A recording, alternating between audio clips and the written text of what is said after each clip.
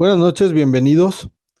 Bueno, pues hoy es una sesión gratuita previo al entrenamiento que tendremos que iniciar el día de mañana sobre diésel, básicamente sobre riel común, ¿no? Y hay algo que quise hacer de manera abierta para compartir con ustedes, que tiene que ver con la combustión, ¿no? Algo de lo que creo yo que muy pocas veces se habla y que hace que sea difícil diagnosticar los sistemas de inyección de diésel moderno. Entonces, bueno, eso es lo que da origen a esta plática. Bienvenidos todos. La pondré disponible en YouTube muy probablemente. No lo había platicado con Federico, pero bueno. Ok, aquí tengo otra presentación de diésel. Simplemente tomé algunos elementos, así que voy a saltar a la presentación que tengo para ustedes el día de hoy. Y una pregunta interesante que quisiera hacer es, en diésel, ¿cómo se genera la combustión? ¿No? Porque voy a ayudarles un poco más, porque en gasolina alguien me dirá, bueno, Carlos, claro, existe la etapa de admisión donde se mezcla el aire con el combustible, después de ahí tienes la etapa de compresión, después de ahí en algún momento antes del punto muerto superior brinca la chispa, que es lo que aporta el calor para que inicie la combustión. Listo, no explosión, combustión. Perfecto. Y entonces alguien me quiere decir en diésel cómo se genera la combustión. Se genera por la alta compresión en estos motores. Hola Marvin, un gusto saludarte. Alta compresión, no, no necesariamente, o no únicamente. ¿Qué más se necesita? ¿O qué generaría la compresión?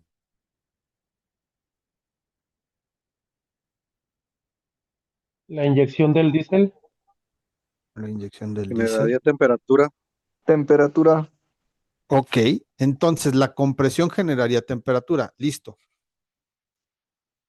Entonces un punto claro es que necesitamos generar temperatura, ¿no? Después viene la inyección y bueno, iremos descubriendo por ahí algunas otras cosas. Presión y temperatura, una deriva en la otra, correcto. Muy bien, maestro Adán. Es que la alta compresión genera temperatura y hace que el diésel ¿cómo se llama? Se inflame. Ok, veamos si es lo único, ya lo iremos descubriendo. Eso es lo que nos han dicho y yo estoy de acuerdo con ustedes. Ahora, una pregunta muy básica, ¿por qué acelera un vehículo diésel?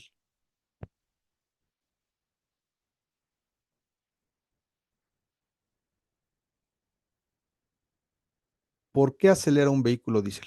Bueno, alguien me va a decir porque pisas el acelerador, claro, pero ¿qué hace la computadora para que aumente el torque del vehículo y pueda acelerar? Ampliar la inyección del diésel. Ok, modificar el rango aire-combustible, de acuerdo, ¿no? Modifica la cantidad de combustible, perfecto, excelente. Empieza a cerrar la garganta para que entre menos aire o haga alguna presión y se eleve con la inyección. Hace más inyección Absolutamente por no. medio. ¿No? Ok, correcto. Eso sería absolutamente no. El diésel, a diferencia de la gasolina, siempre tiene una libre demanda de aire. Ok. Y lo que va variando es la cantidad de combustible que inyecta para aumentar el torque. Ahorita igual creo que podré ir ahondando en eso, ¿no? Entonces, este es, para quien hace mucha gasolina, siempre genera un poco de ¿por qué no se desboca el vehículo? Ah, pues porque tiene poquito combustible, ¿no? ¿O por qué acelera? Ah, porque aumenta la inyección, ¿no? Y eso es uno de los principales retos a nivel de emisiones. Si pueden ver aquí en rojo, va variando la relación aire-combustible. Línea roja, rango de equivalencia, ¿no? Entonces aquí tengo un lambda poquito menor que 4, se hace menos pobre, no voy a decir que más rico, menos pobre, más pobre, y así va variando continuamente la relación aire-combustible. ¿Qué quiere decir? Si veo ahora las revoluciones, que cuando aumenta las revoluciones, la mezcla se hace menos pobre, ¿no? Inyecta más combustible. Listo, ¿no? Y, y así es como realmente se logra que aumente el torque de un vehículo, de una máquina diésel, ¿no? No necesariamente es un vehículo terrestre, puede ser una máquina estacionaria, un ferrocarril, un, una embarcación, lo que ustedes quieran. Y aquí pueden ver otra captura de un escáner exactamente igual, cómo va variando la relación aire-combustible. Y eso realmente es lo que hace que pueda modificarse la potencia que está entregando, perdón, el torque que está entregando. Ok, y entonces ahora vuelvo a la pregunta. ¿Cómo se genera el encendido? Ya me dijeron que por temperatura. Listo, excelente respuesta. ¿Cómo se logra esta? Bueno, ya me dijeron que por presión. Ok, la presión probablemente, bueno, no probablemente, ciertamente es la primera de ellos, pero como ven, no es la única, ¿sí? Se necesita velocidad, ¿no? Es decir, en función de la velocidad, también va a variar la temperatura, ¿no? Y entonces ahora imagínense cuán importante es el circuito del motor de arranque en un arranque en frío, o cómo influye la velocidad de giro de la máquina en función de generar mayor o menor temperatura. Hay un punto más que no voy a explicar, quizás sea un poco larga la explicación y la dejaremos para el entrenamiento, que es superficie contra volumen. ¿Cuánto calor puede retener la máquina? ¿No? Y resulta, hay una explicación técnica detrás de esto, que una máquina pequeña pierde más calor que una máquina grande. Incluso en eso deriva en que haya máquinas pequeñas que necesiten precalentadoras y que haya máquinas grandes que no necesariamente tengan precalentadoras. Tiene que ver con esta relación de superficie contra volumen. Y le puse ahí desplazamiento. Obviamente es importante la temperatura del aire, ¿no? Es importante la cantidad de oxígeno. Sabemos que a la hora de haber combustión, mayor oxígeno genera mayor temperatura y de ahí la formación de NOx en muchos casos, de óxidos de nitrógeno. Pero hay otro punto muy importante, el movimiento del oxígeno. Y eso tiene que ver con la forma de la cámara de combustión y con la cara del pistón. Entonces, no únicamente la presión, es decir, la compresión, va a hacer que se caliente el aire en el momento en que está en compresión el cilindro, ¿sí? Y que pueda derivar en que haya una buena combustión. También es importante la velocidad, el desplazamiento de la máquina o la relación de superficie contra volumen, la temperatura del aire, la cantidad de oxígeno y el movimiento de oxígeno. ¿Sí? Y todo esto tiene que ver en realidad con el control de emisiones. Por eso es que muchas veces prefieren hacer una programación para dar de baja el filtro de partículas que entender por qué se está saturando demasiado pronto el filtro de partículas. En realidad todo tiene que ver con el aire y con la inyección, ¿no? Y si quisiera usar este pequeño simulador, ¿hay audio para todos? Sí, Yo se sí escucha tengo bien. audio. Sí, por aquí sí. Sí, sí, sí, se escucha. Si es que por ahí alguien comentaba que no había audio. Okay.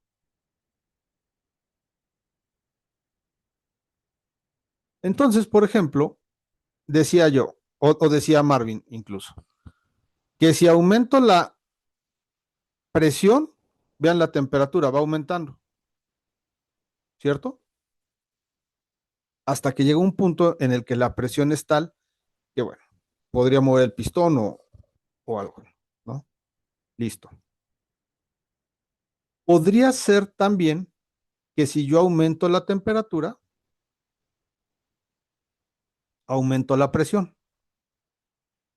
Aquí quizá está muy lejos la tapa, pero si yo aumento la temperatura, aumenta la presión. Listo, ¿no? Principio, vean la presión acá en la parte superior. Principio muy importante, por ejemplo, en el aire acondicionado, ¿no? Presión y temperatura. Listo. Alguien también lo propuso. Excelente. Pero también decía que habría otras variables importantes de analizar, como pudieran ser la temperatura del aire, bueno, ok, la cantidad de oxígeno y el movimiento del oxígeno. Sobre todo ese movimiento del oxígeno, quiero que observen qué pasa con los átomos o las partículas aquí azules conforme va aumentando la presión y la temperatura. ¿Qué van teniendo? Mayor velocidad, ¿cierto?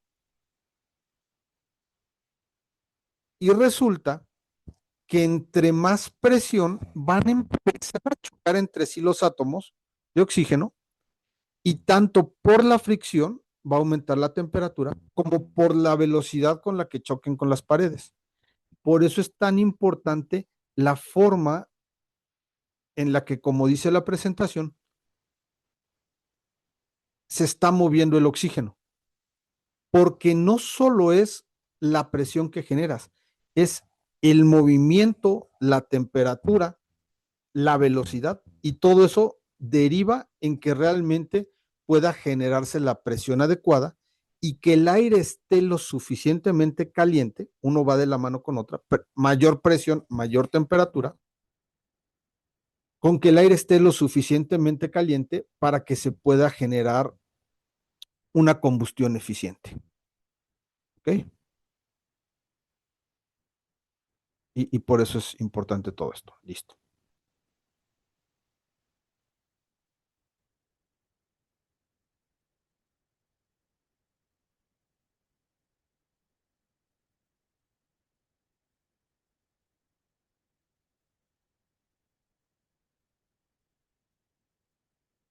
Y eso deriva en esta otra, que realmente es donde está la magia de la combustión en diésel. La combustión básicamente se divide en tres etapas. Eh, ok, ignition delay. Déjenme esconder este menú que me está estorbando para... Ok, aquí está. Oh, pero me escondió también la de dibujos. Ok, ignition delay sería este primer rectángulo que está aquí. Ignition delay, ok, si yo tengo en rojo la presión, 0, punto muerto superior, ¿no? Entonces, conforme va subiendo el pistón, pues va aumentando la presión. Listo, perfecto, todos lo sabemos, ¿no? Pero aquí si ven, cambia la velocidad con que aumenta la presión en esta parte de aquí. Déjenme ponerlo con una flecha. Aquí va a cambiar la velocidad, si lo notan, con que aumenta la presión. Ok, ahorita explico por qué. Entonces, ¿qué es ignition delay o la demora en el encendido? Es cuando el periodo en que empieza la inyección se mezcla con el aire, pero no empieza a haber combustión dentro de la cámara de combustión propiamente. Repito, donde inicia la inyección, se comienza a mezclar con el aire, pero no empieza ningún punto de flama o ningún punto de encendido. Ese tiempo es variable, todos los tiempos son variables en realidad, ¿ok? Pero son muy importantes, ahorita verán por qué. La siguiente etapa se llama donde hay una combustión sin control. ¿Por qué? Porque en función de la presión, de la temperatura y de la cantidad de combustible, se puede empezar a ver combustión en diferentes puntos de la cámara de combustión. En esta etapa no hay control, dura microsegundos, pero no hay control. Puede empezar con un punto de propagación, con 10 puntos de propagación, lejos del centro de la cámara de combustión, cerca, en 5 puntos, en 3 puntos. Y esa es una de las etapas más importantes. Todas son importantes, pero aquí es donde se genera el preencendido o el golpeteo en las máquinas diésel, porque se da muy cercana del punto muerto superior, y cuando el pistón está en el punto muerto superior, supongamos que aquí está el pistón en el punto muerto superior, justo en el punto muerto superior. ¿Por qué se da ese ruido en diésel? Porque la presión está empujando hacia abajo la biela y golpea directamente con el cigüeñal, ¿no? No hay ese movimiento de rotación que genere el torque, y entonces resulta que si en ese periodo de ignición sin control se acerca mucho al punto muerto superior, es cuando tenemos esos ruidos y esos golpeteos en diésel que lo hacen característico, ¿no? Listo. Y después de eso viene una etapa que es de combustión controlada, que bueno, sigue abierto el inyector, todo este tiempo hay inyección, sigue abierto el inyector, eh, pero eso ya está inflamada toda la cámara de combustión, y el pistón ahora sí está empujando, esta presión que se generó está empujando hacia abajo el pistón, y es lo que realmente aporta la contribución de fuerza, ¿no? Que es lo que realmente nosotros, o bueno, que el vehículo optimiza, y que es lo que se convierte en potencia o en torque o en fuerza en estas máquinas de combustión. Todas las etapas son necesarias, y bueno, son las 3 etapas en la combustión. Obviamente a cada una de ellas hay asociados gases contaminantes, ¿no? De manera ideal,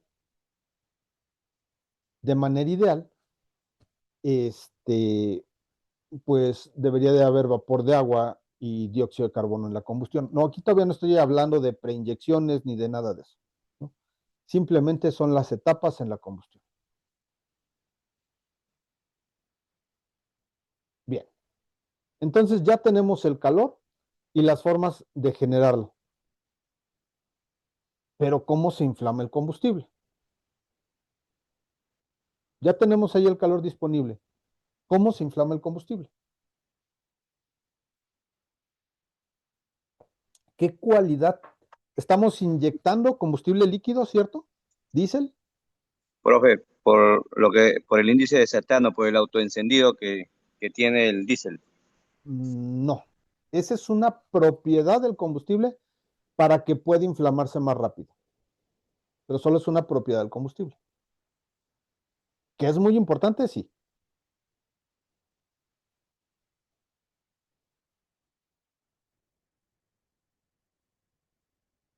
¿Qué La necesita un perfecta combustible para atomización. inflamarse?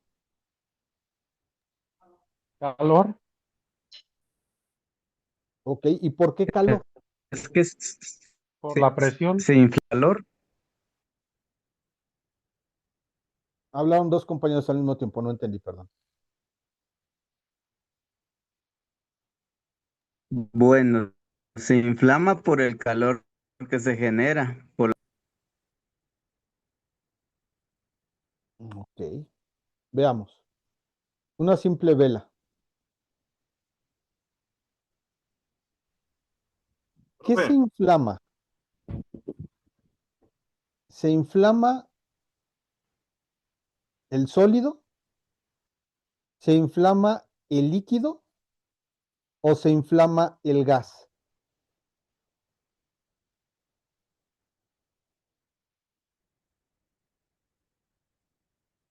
¿Qué se inflama?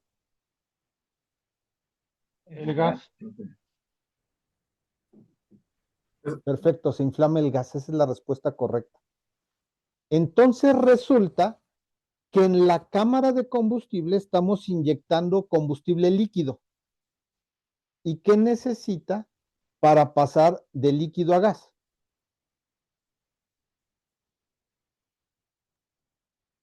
Temperatura. ¿Ok? ¿Y quién le va a dar la temperatura?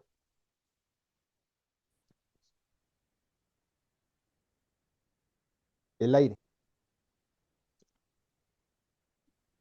El oxígeno, alta presión. El aire. La compresión. Correcto. La compresión más el movimiento más todo lo que vimos antes. ¿Y qué será más fácil que se inflame? Cuando el combustible está con una inyección grande, con moléculas grandes o con moléculas pequeñas. Con moléculas pequeñas. 100%. ¿Sí? 100%. Por eso es tan importante no solo que la inyección se dé en el momento adecuado, ni antes ni después, sino que además se dé con la temperatura adecuada y en la condición de atomización adecuada. Porque el combustible, cuando está en partículas más pequeñas, va a absorber el calor más rápido, se va a convertir en gas más rápido y entonces va a poder empezar el proceso de combustión más rápido. ¿Me explico?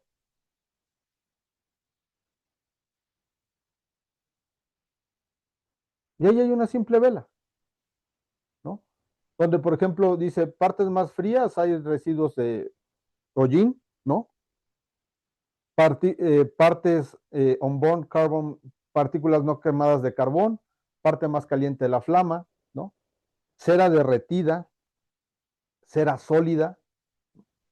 Y entonces, bueno, aquí nos permite entender muchas cosas muy simples de la combustión, ¿no? Y alguien me dirá, oye, yo no estoy de acuerdo. Muy bien.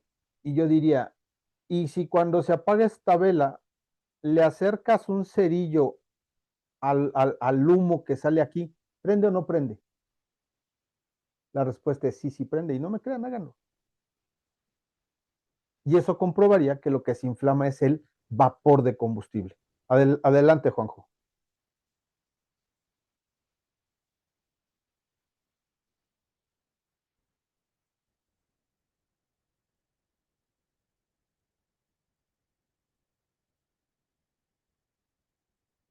Juanjo.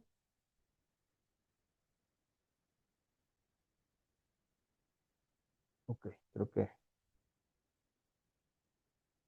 lo anterior permitirá comprobar que lo que se inflama es el vapor de la cera, no la cera sólida ni líquida, ¿no? Y también se logra apreciar que hay diferentes calidades de combustión en función de la condición de la mezcla. El combustible líquido que se atomiza absorbe el calor del aire para convertirse en gas. Al alcanzar la temperatura adecuada, este se inflama de manera no controlada en múltiples puntos dentro de la cámara de combustión. Y además podemos decir que entonces depende la condición del combustible, podría quitarle más o menos calor al aire, ¿cierto? Por Sí, lo tanto, profe. por lo tanto, también la condición de la inyección influirá en el inicio de la combustión. Adelante. Sí, una pregunta, es que sí me había dado la participación, pero no podía abrir mi micrófono. Entonces es en el momento donde el inyector inyecta, ahora sí que está en líquido el combustible y cuando inyecta ya lo gasifica, es una gasificación que hace el inyector. Se gasifica por la temperatura del aire. O sea, una cosa es la pulverización, que reduce el tamaño, ¿cierto? La Sí, presión, pero la otra cosa muy importante es que sigue siendo líquido. La temperatura del aire es lo que lo va a convertir en gas para que se pueda inflamar. ok, correcto. Gracias. ¿Sí? Esto por acá está, creo que en la página 2. Más o menos necesita 600 grados para inflamarse y más de 100 bares de presión.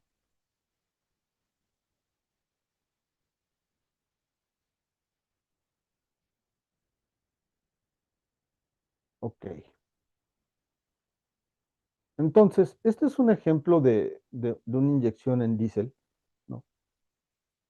Donde podemos darnos una idea de por qué es tan complicado el control de emisiones en diésel.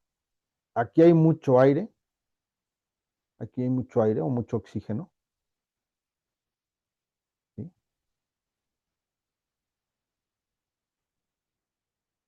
Y en estas zonas hay demasiado combustible. Entonces eso va a hacer que obviamente la flama inicie en diferentes puntos, pero que también la relación aire-combustible sea ligeramente diferente en diferentes puntos, ¿no? Obviamente de manera ideal, pues tendría que mezclarse, pero es tan breve el tiempo que no necesariamente sucede de manera ideal. Y vuelve a ser dependiente de la calidad de la inyección y de lo que comentó muy atinadamente el compañero, el cetanaje, que es la propiedad del diésel para autoinflamarse bajo presión y temperatura, ¿no? Muy diferente del octanaje, que es justo lo opuesto, la propiedad de la gasolina para no autoinflamarse bajo presión y temperatura. Entonces, bueno, creo que aquí me brinqué una hoja que me hubiera... Ah, no, esta misma de acá arriba. Entonces, si vuelvo a estos 3 periodos, adelante, José Fernando. Profe, entonces, para que haya una combustión, la temperatura debe estar elevada, pero es por medio de la compresión que genera el pistón. Bueno, ya lo expliqué, ¿no? Aquí está, no solo es la presión, es la velocidad, es la superficie, es la temperatura del aire, es el oxígeno y es el movimiento del oxígeno. Entonces la presión es una de varias variables. Las bujías incandescentes solamente van a trabajar, solamente serviría cuando la temperatura esté muy fría. Así es. Gracias. Mayormente sí. Sin embargo, sí va a inhibir varios procesos de funcionamiento del vehículo. Por ejemplo, no va a ser una regeneración activa si tiene códigos de precalentadoras, por darte un ejemplo. Y muchas veces, ¿cuántos no decimos, ah, sí, tiene código de precalentadora? Eso no importa para la regeneración. No, pues sí importa y mucho, porque en muchas marcas no va a correr la regeneración por el código de precalentadora, pero en fin. Entonces recordemos que hay 3 periodos, perdón, o 3 etapas en la combustión, que sería ignition delay o demora en la ignición, la ignición sin control y la ignición controlada. Y aquí es donde está la magia del diésel en realidad. Es lo que nadie quiere estudiar, es como las emisiones en gasolina, lo que nadie quiere estudiar, pero es donde está todo el truco. Ahí está. Y durante ese periodo hay inyección o inyecciones, ¿no? Lo que adelantaba un poco Beto, ¿no? Oye, la preinyección no, aquí no está, todo este periodo hay inyección, ya iremos viendo por qué se hacen las preinyecciones y demás. Ok. O por qué evolucionan los vehículos a hacer preinyecciones, postinyecciones en algunos casos.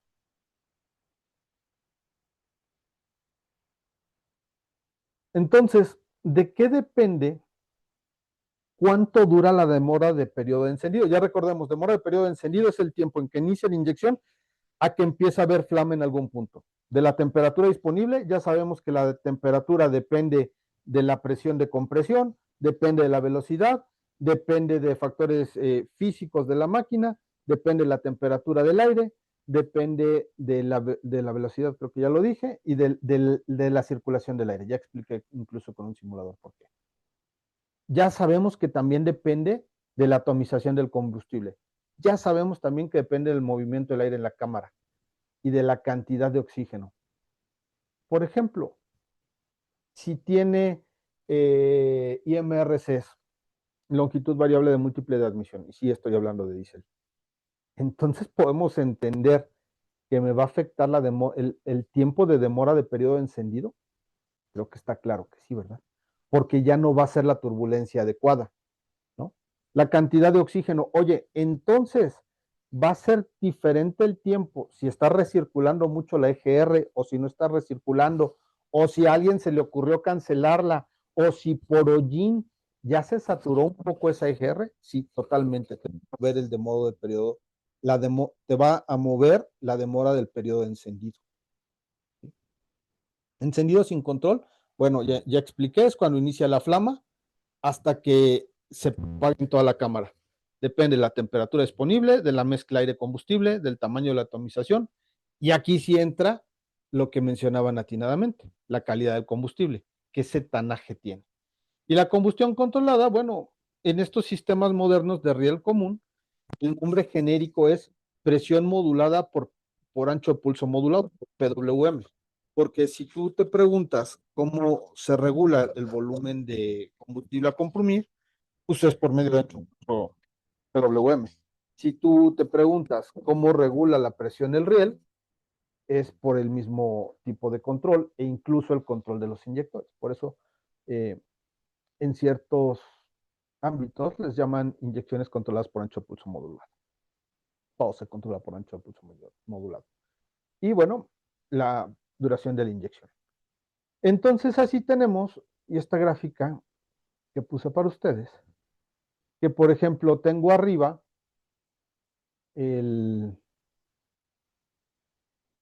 la inyección cuando está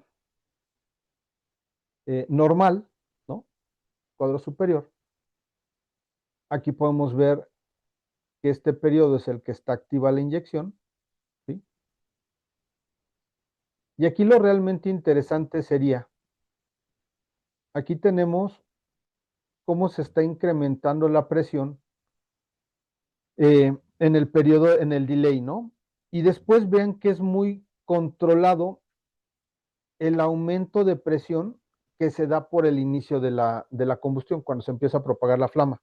Obviamente, si se empieza a propagar la flama, sube la temperatura, y si sube la temperatura, sube la presión.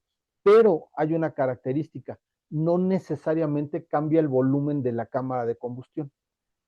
Eso va a ser bien interesante. No necesariamente o prácticamente no cambia el volumen de la cámara de combustión. Y después, bueno, ya se propagó en toda la cámara y se da lo que queremos, que aumente la presión y después disminuye. Aquí el punto está en qué pasa si tuviéramos una inyección tardía. ¿Sí?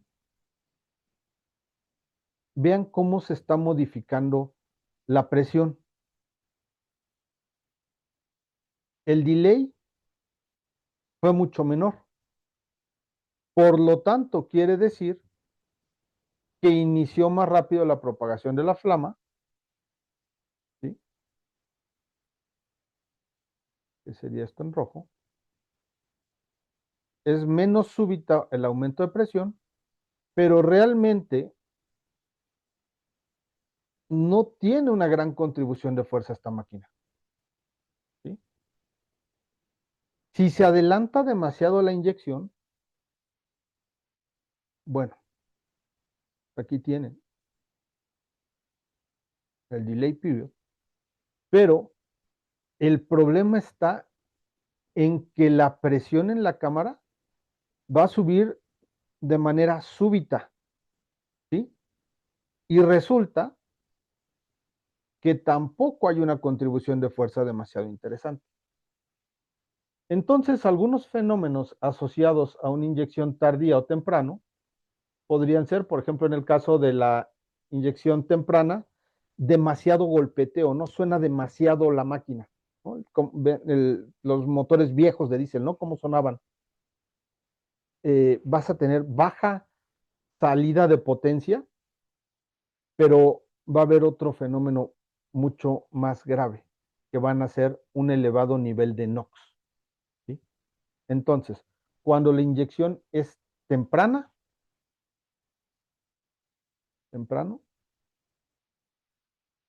se elevan los NOx. Cuando la inyección es tardía, sí, ciertamente va a sonar menos, va a ser más suave el sonido de la máquina, va a tener menos potencia, pero entonces se va a generar en el otro sentido hollín.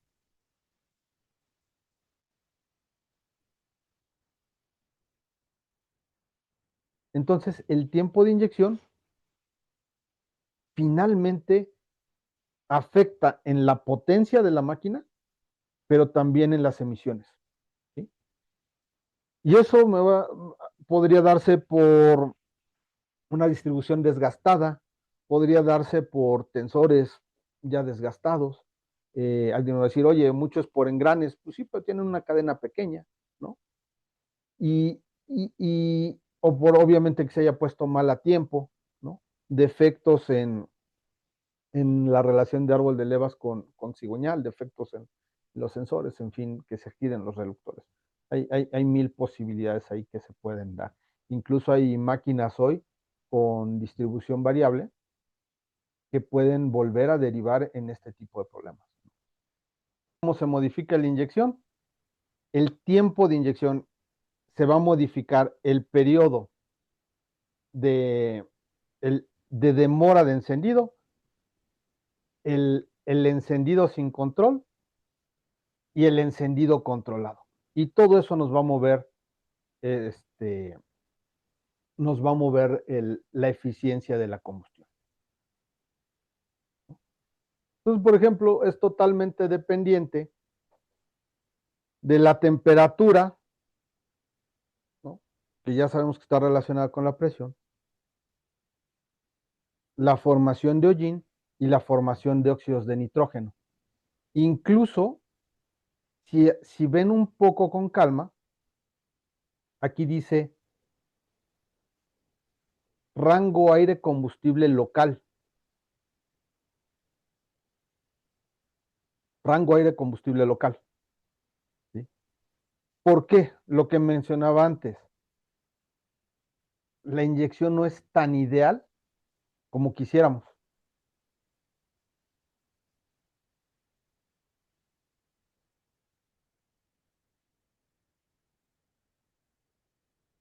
Entonces, de esta manera, entendiendo la formación de la mezcla, podemos entender que las emisiones de gases en vehículos diésel y cuán interesante es el reto en el control de las emisiones. Y aquí está lo mismo, un esquema un poco avanzado sobre la concentración de hollín, ¿no? Cómo está el combustible líquido por efecto de la temperatura del aire. Se convierte en gas, se inflama, y cómo va de una baja concentración de hollín a una alta concentración de hollín, ¿no? Que el filtro de partículas hoy hace que los vehículos aparentemente ya no tiren toda esa cantidad de humo negro, seguro, ¿no? Pero en realidad lo que hace es complicar un poco el diagnóstico o engañar un poco a la gente respecto del diagnóstico. ¿Por qué? Porque se dan tarde cuando ya están, se dan cuenta tarde de que algo falló. ¿Por qué? Porque se tapó el filtro de partículas por exceso de hollín, ¿no? Que a lo mejor eventualmente ni siquiera pudo hacer procesos de regeneración por algo tan simple como que a lo mejor tenía un código de precalentadora. Y entonces dices, sustituyo el filtro de hollín o corro una regeneración forzada y vuelve el vehículo.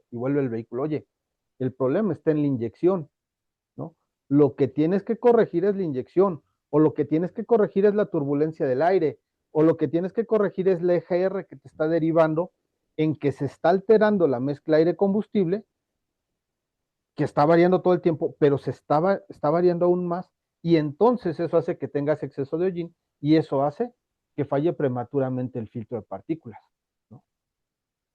Y la EGR, incluso algo que en muchos lugares, igual que el filtro de partículas o que la reducción selectiva cancelan, pues también tiene un chorro de relación, porque entonces si metemos menos oxígeno, bajamos la temperatura de las cámaras, ¿no?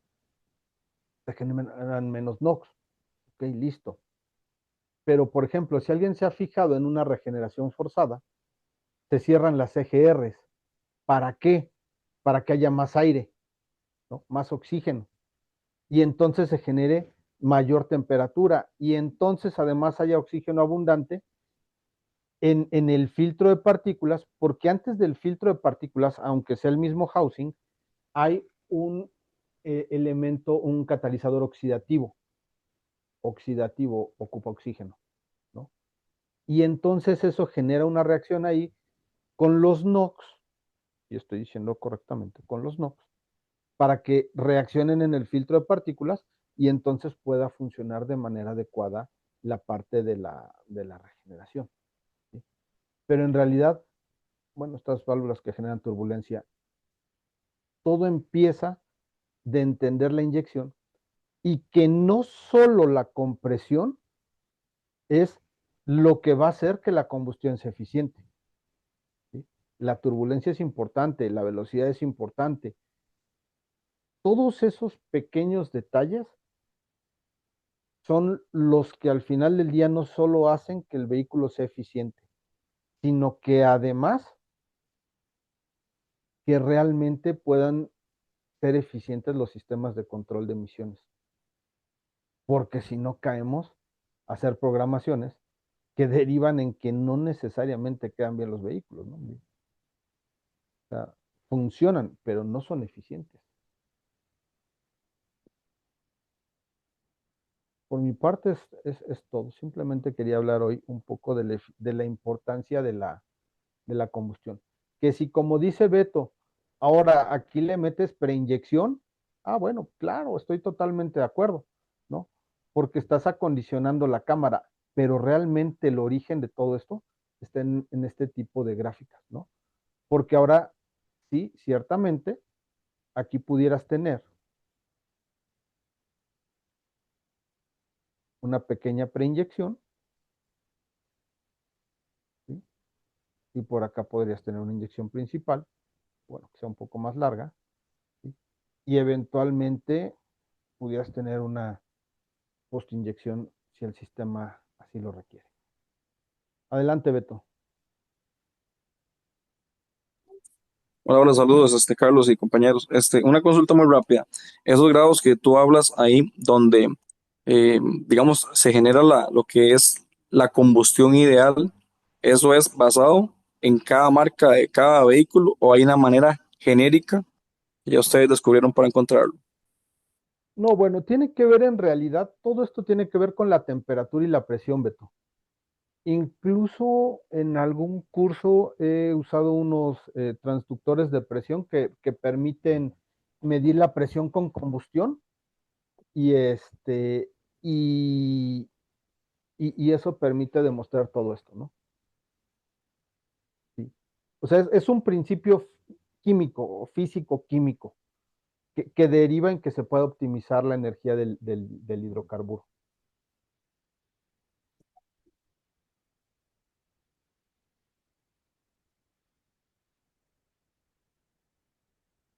¿Sí? Pues bueno, por mi parte es todo. Federico, ¿algo que agregar? Javi, discúlpame, no logré entender tu pregunta. Luego te consulto en privado. Este, y bueno, si tienes algo adelante, si no, por mi parte es todo. Muchas gracias. Sí, claro, buenas noches a todos, señores. Gracias por acompañarnos en este previo, en esta clase gratis y de muestra. Los invitamos a participar en el entrenamiento. Aún pueden participar con el precio de promoción.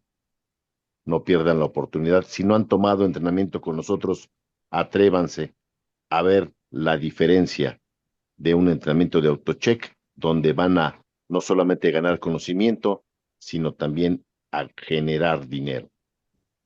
Estoy a su disposición. Si requieren número de cuenta, me ponen mano arriba en el grupo de información y ahí con todo gusto los atiendo, ya sea depósito, transferencia, PayPal o Western Union y o tarjetas de crédito. Un gusto saludarlos a todos.